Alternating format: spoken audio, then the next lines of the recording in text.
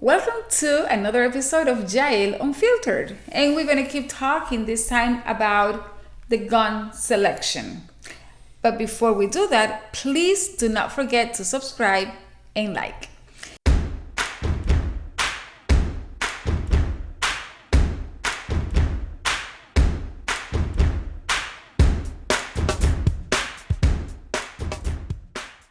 So Santiago, in the previous episode, we were talking about the mindset and the reasons why we carry. Correct. Mm-hmm. Now the question will be, how can I select? Yeah, I think you're on the right track. How do I know how to select the correct gun for Yeah. me? How can women in general can select the best firearm for them? Yeah. So, by the way, that's probably one of the most challenging questions to answer. Okay, and the reason being is because first of all, a lot of women don't really have too much experience unless like their fathers taught them when they were young or their husbands take time to train. A lot of women don't have a lot of exposure to firearms, so it's hard. And so that's one thing. The other thing is, I'm not going to get into like the different actions, like hammer fire versus striker fire versus revolver versus polymer versus steel versus that's not I don't think it's the right context for this. A good starting point is, listen, are you selecting a firearm to keep at home? Like you said that you were home alone with the kids and you felt the need to have to defend yourself. Okay, so a gun that you keep at home.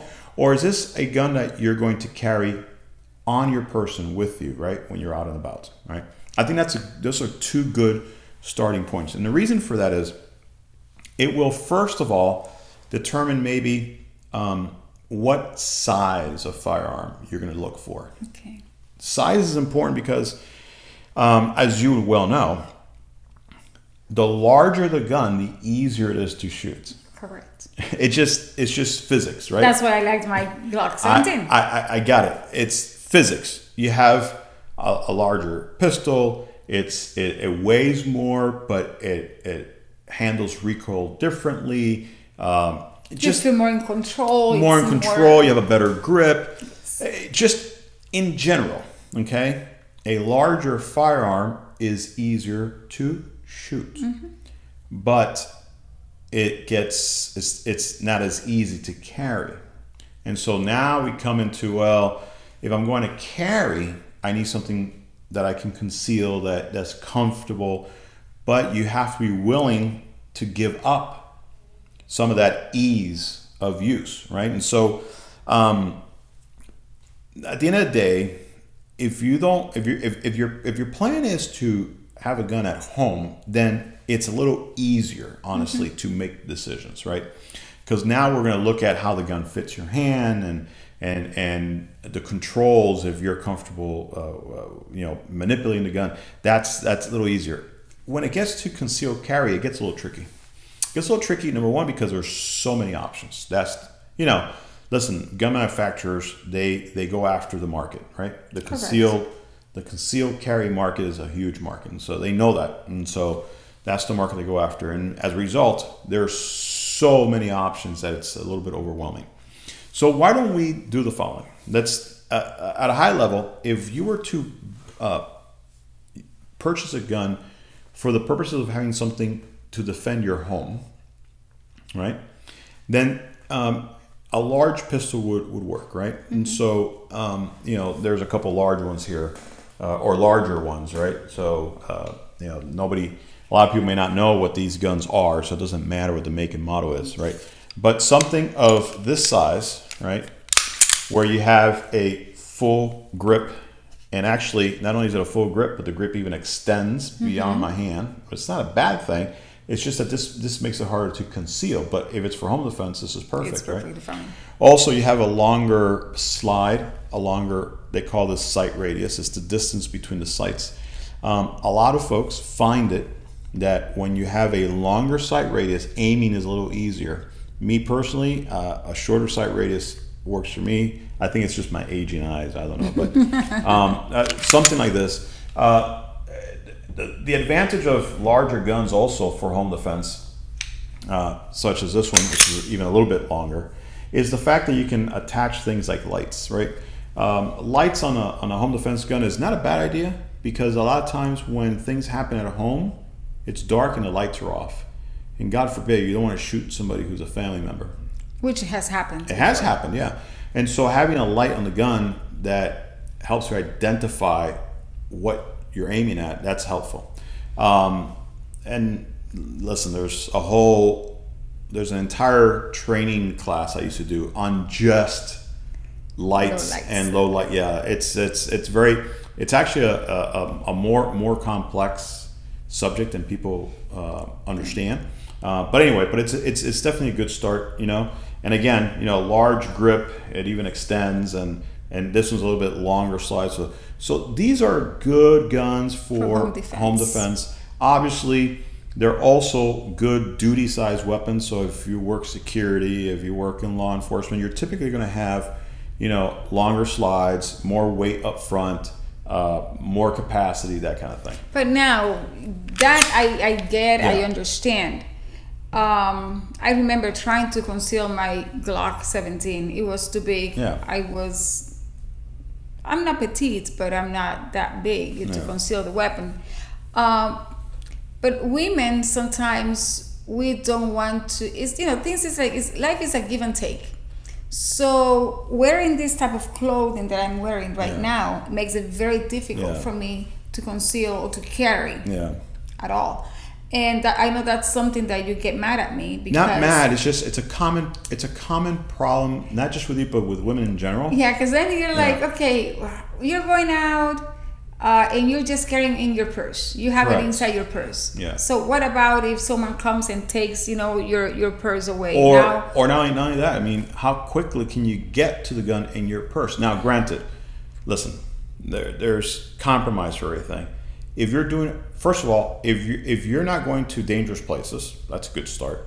If you're aware of your surroundings, that's a good start too, because you can see things unfolding and you can proactively maybe start reaching for something in your purse. I've seen you do that on several occasions where something doesn't jive with you and you don't wait.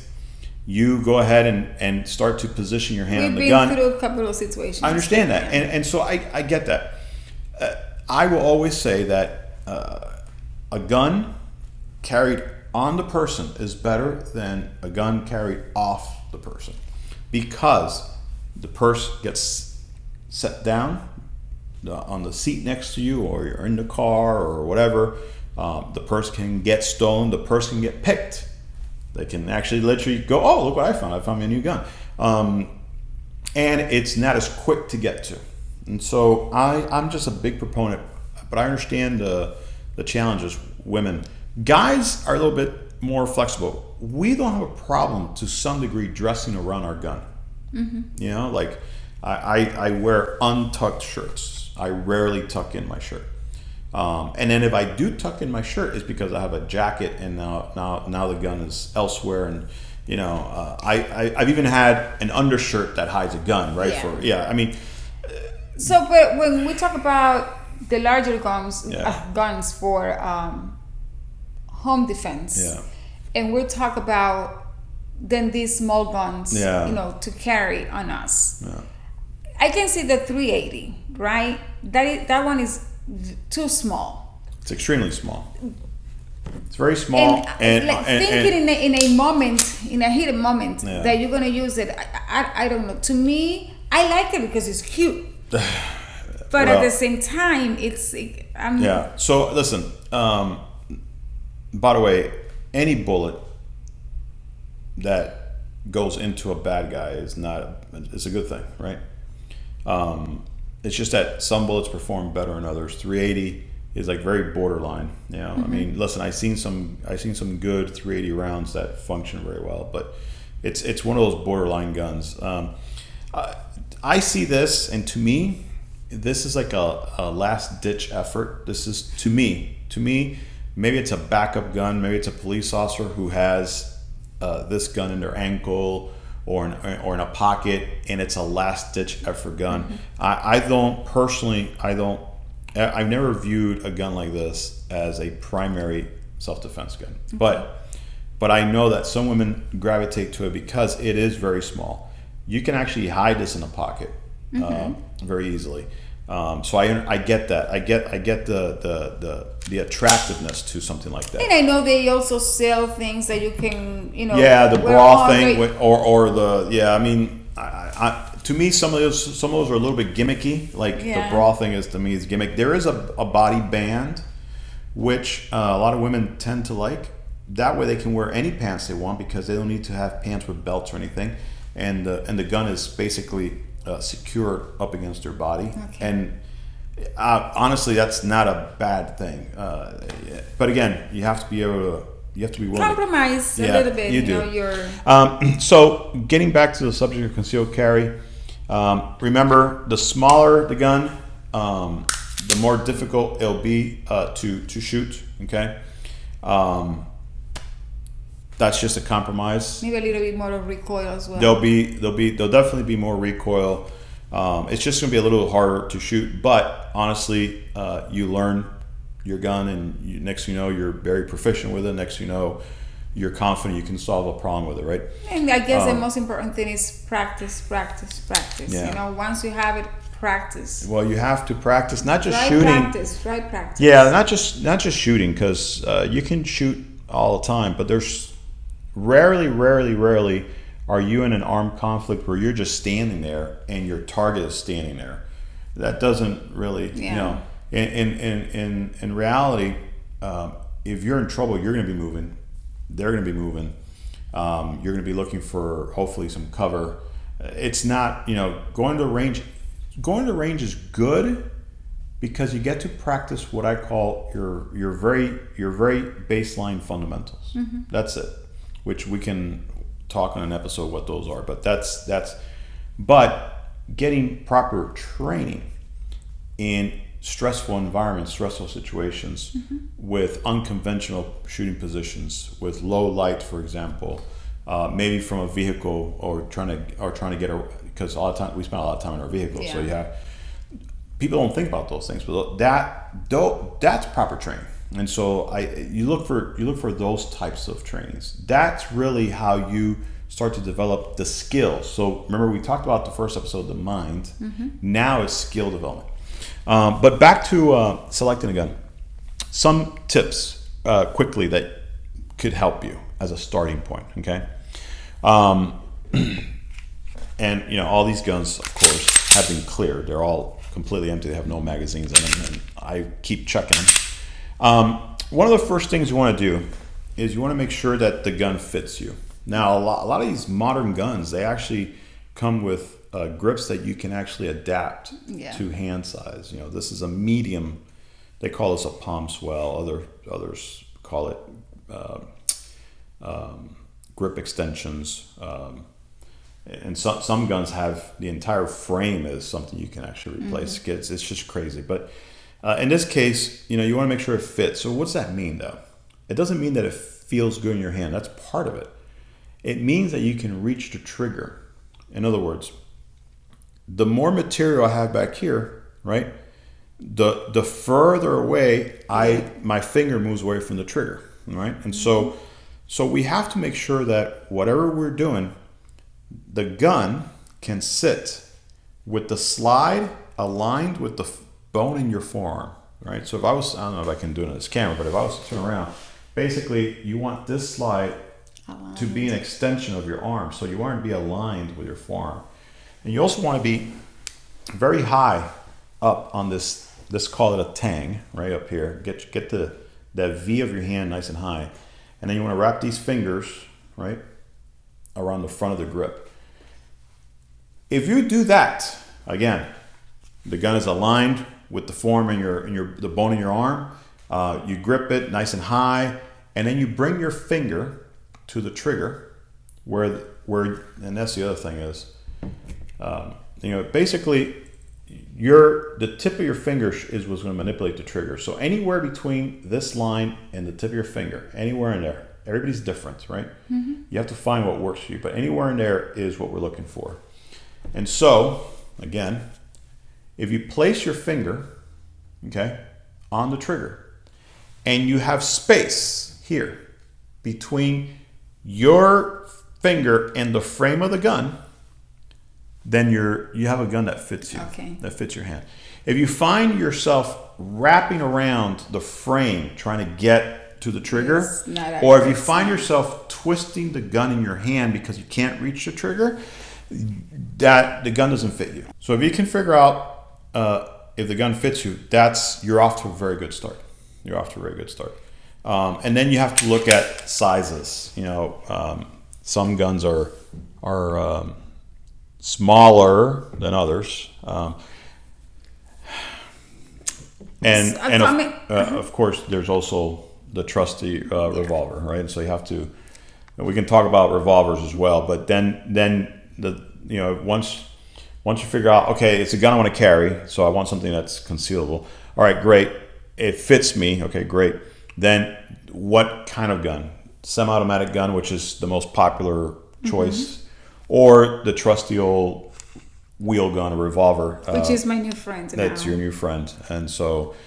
Anyway, so. And I want people to know that Santiago has been a firearm instructor for a very long time. So it's not just that we're sitting here and it's talking, not just. I'm sorry. It's important to note. It's not just that I've been a firearms instructor. It's that I myself have hundreds upon hundreds of hours of training. See.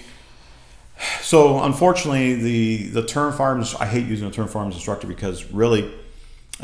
They're a dime a dozen. They took like one class and then they teach, and they don't really teach. Like they don't. You have to be willing to invest in yourself as a trainer, okay, as a coach, as a trainer, as a mentor, so that then you can transfer that knowledge to others, and that takes a long time. And so I had a lot of opportunities to train very early in my life, and I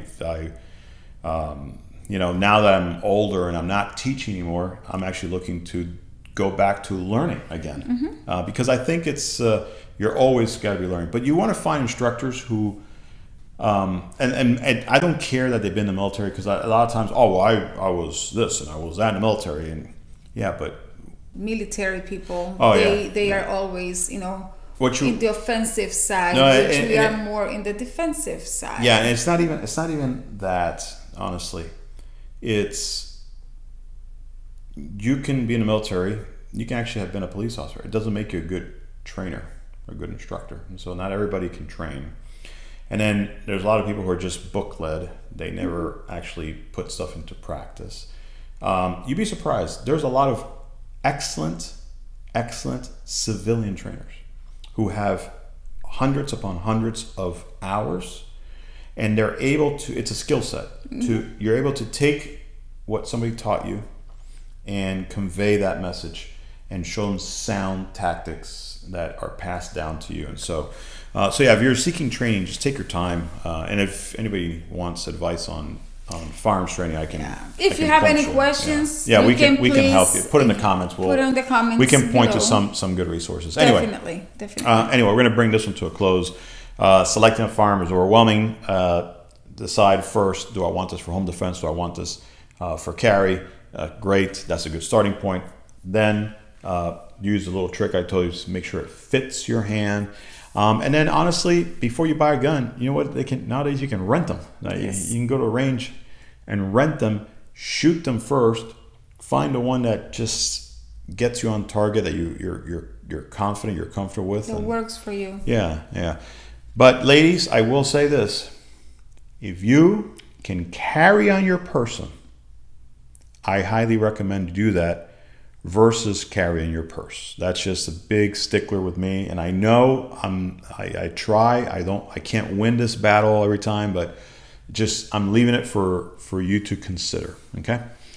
All right. I think that's it for this one. Yes. All right. Thank you so much for being with us today. And I'm sure that we'll do more of these. Yes, definitely. It's a passionate topic of mine. I love talking about it. So, folks, until next time. Hasta la próxima.